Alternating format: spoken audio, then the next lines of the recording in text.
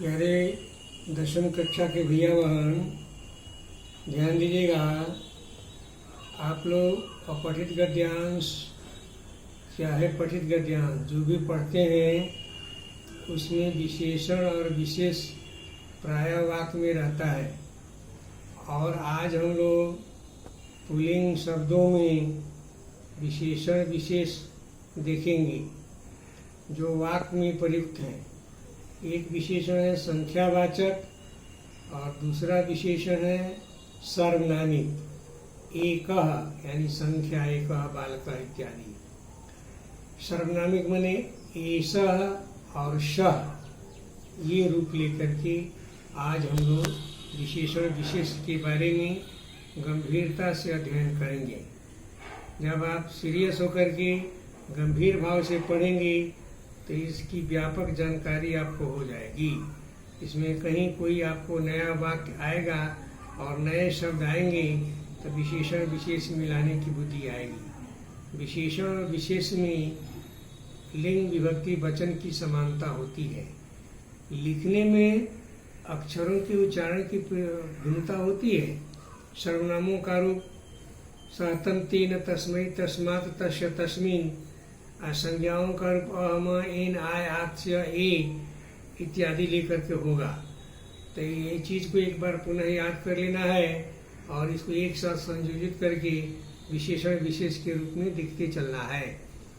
मेरी योजना जो आज की है उसमें पहले सप्तमी का वाक्य दिया गया है और पहले वाक्य में सर्वनामिक विशेषण न होकर के संख्यावाचक विशेषण है और उसी के आधार पर दो वाक्य आपको संख्यावाचक के हैं और तीसरा यानी षष्ठी वाला वाक्य जो है सो सर्वनाम को लेकर के चल रहा है। सर्वनामिक पर यानी एतत् का रूप लेकर के चल रहा है षष्ठी से। और एतत् का रूप चलेगा और तत् के रूप में ए जुड़ जाएगा तो एतत् हो जाएगा। एतत् के रूप से ए हट जाएगा तो तत् हो जाएगा। केवल द्वितीया में एक वचन में आकर के दो बार बनता है एतम और एनम। यही एक थोड़ा सा थोड़ी भिन्नता होती है और सब पूर्वत रहता है। अब ध्यान दीजिए वाक्य पर। ध्यानेन पठत, ध्यान से पढ़िए। अर्थम च, और अर्थ को अवगच्छता समझिए। एकस्मिन् नगरे एकः देवालयः आसीत्। एक नगर में एक देवालय था। स्पष्ट हो गया, आप समझ गए। एक तालाब में कोई मगर था। अब यहाँ कोई एक नया शब्द आ गया, अनिश्चयवाचक विशेषण है ये, सर्वनाम का भी नाम है ये।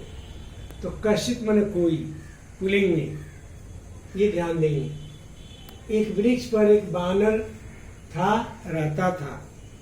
तो देख लीजिएगा आप, नगरे और वृक्ष मिलाते हुए पढ़िएगा। अब षष्ठी में आएगा एतस्य ग्रामस्य प्रायः जना कृषकाः सन्ति। ये हटा दिएगा तो तस्य ग्रामस्य हो जाएगा वह। और इसी के आधार पर नीचे दो वाक्य आपको दिए जा रहे हैं अनुवाद करने के लिए। इस वृक्ष के सभी पत्ते हरे हैं।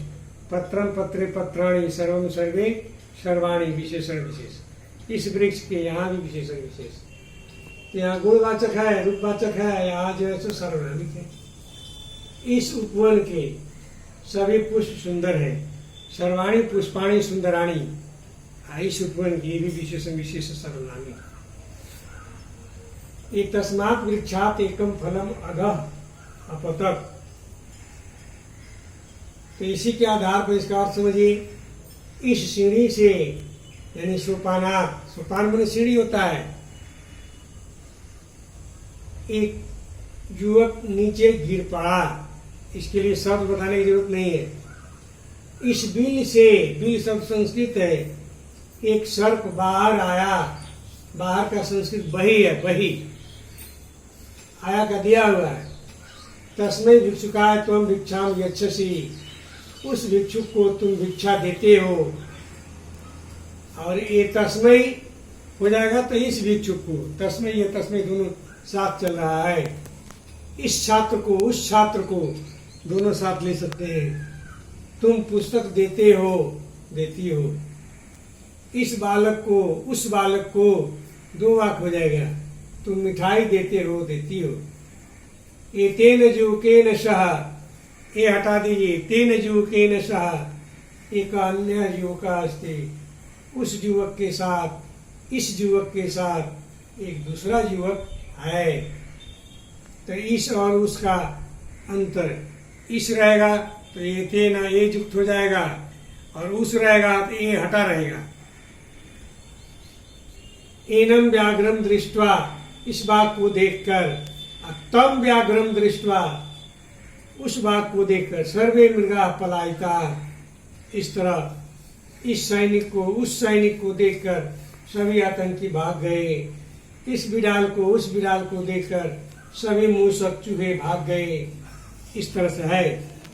यह ऐसा शिक्षक सर्वदा अध्यापन रता तिष्ठति, ये गुरुजी, ये शिक्षक हमेशा अध्यापन में लगे रहते हैं। ऐसा हटा देंगे तो सह शिक्षक से लेके वाक बढ़ेंगे। और इसी तरह यह छात्र सदा ध्यानरत रहता है, चाहे वह छात्र सदा ध्यानरत रहता है, यह सेवक सदा सेवारत रहता है, वह सेवक सदा सेवारत रहता है। इस तरह से इस आज के प्रयास से आप कई गुना वाक्य बना सकते हैं जितना बोर्ड पे है। और गृह काल में नोट कीजिए, पढ़ाए गए पाठ को आत्मसात करें और विस्तार दें। विस्तार देने का जो क्रम है मैंने बताया है, इससे भी अधिक आप विस्तार दे सकते हैं। कोई दिक्कत होगी तो हमसे साक्षात पूछ सकते हैं, व्हाट्सएप ग्रुप में जा सकते हैं, प्रॉब्लम जिज्ञासा रख सकते हैं। इन्हीं शब्दों के साथ आपका आज का पाठ